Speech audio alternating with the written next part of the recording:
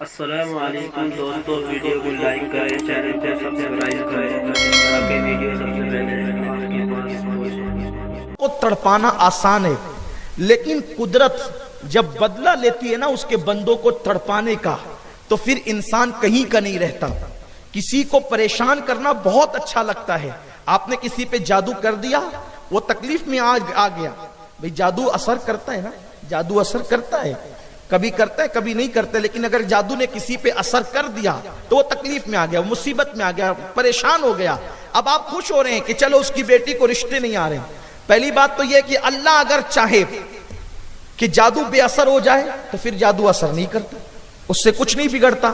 لیکن کبھی کبھی تقدیر میں اگر لکھا ہوا ہو کہ جادو کے ذریعے سے یہ مصیبت میں پریشان ہو جائے، تو کبھی کبھی حضور علیہ السلام پہ خود ایک یہودن نے جادو کیا تھا، تو اس کے آثار اللہ کے رسول صلی اللہ علیہ وسلم کے وجود ناس پر جو ہے وہ ظاہر ہونے لگے تھے۔ پھر اللہ تعالیٰ نے سورہ فلق اور سورہ ناس کو نازل فرمایا، حضور علیہ السلام نے اس کی تلاوت کی، تو آقا کریم صلی اللہ علیہ وسلم کی تلاوت کی برکت سے وہ جادو کا اثر ختم ہوا۔ یہاں تک ہمارے بزرگوں نے لکھا ہے حضور کی جو زلفیں تھی اس میں گانٹھ دی تھی، گانٹھ دے کر کے جو ہے وہ جادو کیا تھا۔ اسی لیے عورتوں سے میں میری اپنی ماں اور بہنوں سے کہتا ہوں کہ جب تمہارے بالوں کی تم کنگھی کیا کرو، اور آپ سے بھی کہتا ہوں اگر تمہارے بال نکلا کریں تو اس کو توڑ دیا کرو۔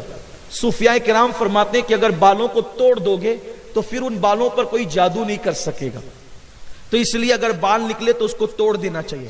اور خواتین کیا کرتی ہیں، وہ اپنے بالوں کو جمع کر کر کے رکھتی ہیں، یا پھر وہ کیا کرتی ہیں کہ وہ بالوں کو یوں ہی پھینک دیتی ہے، تو کوئی اٹھا لیتا ہے اور اس پر جادو کر دیتا ہے۔ تو اس لیے یہ کیا کرے کہ وہ بال نکلے تو اس کو دفن کر دیا کریں، تاکہ اس کو کوئی اٹھا کر کے اس کا غلط استعمال نہ کر سکے۔ تو آقا علیہ السلام نے فرمایا کہ جو کسی پہ جادو کرے یا کروائے وہ ہم میں سے نہیں ہے۔ اور پھر اللہ اکبر، جو جادوگروں کے پاس جائے، آقا فرماتے 40 دن تک کہ اس کی عبادت قبول نہیں ہوتی، اور ایسے لوگ اگر بغیر توبہ کے مر جائیں وہ رسول پاک کی شفاعت سے محروم کر دیے جائیں۔ اتنا سخت حکم بیان کیا گیا ہے۔ اور انجام کیا ہے؟ آپ نے کسی کو پریشانی میں ڈال دیا، تکلیف میں ڈال دیا، وہ اللہ جتنے دنوں تک چاہے گا، اللہ کی مرضی کے بغیر پتہ نہیں ہلتا، وہ تکلیف میں رہے گا۔ اور اللہ جس دن چاہے گا تو وہ کوئی چھوٹا سا وظیفہ ہی پڑھ لے گا تو وہ جادو ختم ہو جائے گا، کچھ نہ کچھ تو اس کے لیے راستہ نکلے گا نا۔ کیونکہ آپ کسی کو پریشان کر سکتے ہیں، کہتے ہیں نا شیطان ہلاکان کرتا ہے، جان سے نہیں مار سکتا۔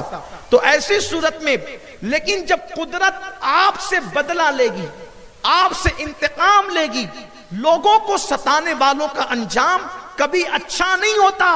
ان لوگوں کو ہم نے دیکھا ہے جو جادو کرتے کراتے ہیں، جب وہ دنیا سے گئے تو لوگوں نے ان کے جنازوں میں شرکت کر کے کہا کہ چہرے ایسے ہو گئے تھے کہ چھپانا پڑا، جنازہ ایسا ہو گیا تھا کہ جلدی سے اٹھانا پڑا، لوگوں نے دوپٹے رکھ لیے اپنے ناک پر، لوگوں نے رومال رکھ لیے اپنے منہ پر، جسم سے ایسی بدبو آئی۔ مسلمانوں یاد رکھو، جادو کر کے کسی کو مت ستاؤ، کسی کو تکلیف مت پہنچاؤ۔ چند عورتیں دیکھتی ہے کہ میرے دیور دیورانی کی اچھی جم رہی ہے، چلی گئی جادو کرانے کہ ان کے درمیان جدائی پیدا ہو جائے۔ ہنسنے کی بات نہیں، یہ بہت تکلیف کی بات ہے۔ حضور نے فرمایا وہ ہم میں سے نہیں۔ آپ کتنی بھی نمازیں پڑھیے، کتنے بھی روزے رکھیے، کتنے بھی حج کریے، کتنے بھی زکات دیجیے، حضور نے اپنے محبوب امتیوں کی فہرست سے خاتم خارج کر دیا ان لوگوں کو جو لوگ جادو کرتے کراتے ہیں۔ آقا فرماتے ہیں وہ ہم میں سے نہیں ہے۔ اللہ اکبر۔ بلکہ یہاں تک بزرگوں نے فرمایا جادو کرنے والوں کا انجام یہ ہے کہ قبر میں اللہ تبارک ان کا مانگتا ہوں جو مانگتا نہیں ہونے دیتے، یہ حوالے مجھے رسوا